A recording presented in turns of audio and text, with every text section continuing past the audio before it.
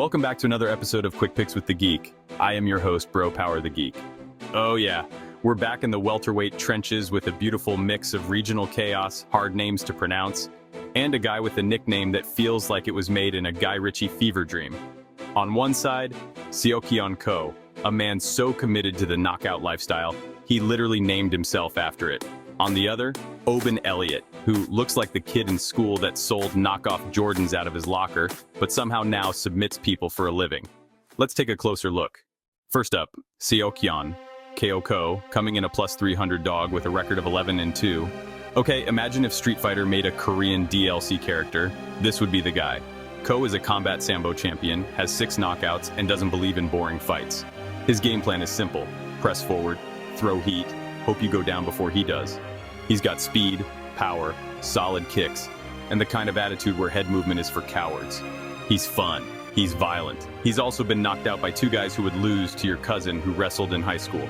Ko's biggest strength, going forward like a wild man, is also his biggest flaw. When you're overthrowing on every punch like you're in a Dragon Ball Z episode, your chin better be made of steel. Spoiler, it's not. Now his takedown defense exists, but that doesn't mean it's been stress tested. It's like a college dorm fire extinguisher. Looks fine, might work, but no one's really checked it. He can wrestle, but he'd rather bang it out on the feet like he's trying to win a contract in Pride circa 2005.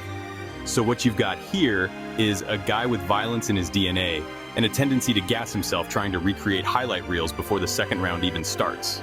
And now, Oban the Welsh gangster Elliott, coming in a minus 400 favorite with a record of 12-2 first of all.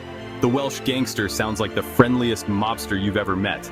Like he'll break your legs but knit you a scarf while he does it. But don't let the wholesome accent fool you. Oban can fight. He's riding an 8-fight win streak and came into welterweight the hard way, with a heart condition that forced him up a division. So now he's out here with a literal built-in excuse not to fight, but choosing violence anyway. Respect. Oban's the more well-rounded fighter here. He's done boxing, taekwondo, judo, probably competitive chess on the side just to round it out.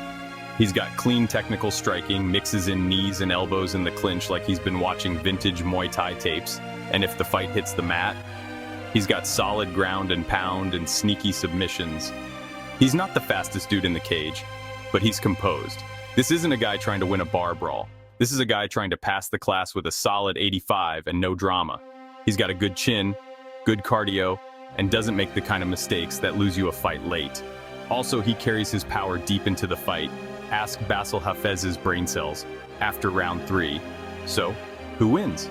If this stays standing and becomes a wild shootout in round 1, there's a world, like an alternate dimension, sure, but still a world, where Ko lands something huge and Oban sees Welsh dragons before hitting the mat. But realistically, Oban's the smarter, tougher, more technical fighter with a deeper gas tank. If Ko doesn't land that fight-altering nuke early, he's going to slowly fall apart like a cheap bookshelf. Especially if Oban starts leaning on the clinch, wearing him out, mixing in takedowns and draining that Korean explosion energy bar by bar. This has the feel of a classic round 1 chaos, round 3 regret type of night for Ko. Official pick: Oban Elliott via 3rd round TKO. Too smart, too steady, too good of a gas tank. Unless Ko makes magic happen early, this one's heading toward a clean finish from the Welsh gangster. Expect chaos early, exhaustion in the middle, and ref intervention before the final bell. If you enjoyed this, go ahead and smash that like button. If you haven't subscribed yet, what are you waiting for? Hit that subscribe button and turn on notifications so you don't miss a beat when the next video drops. And don't be shy. Leave a comment below and let me know who you got winning this fight. Let's see who really has the crystal ball around here. Until next time.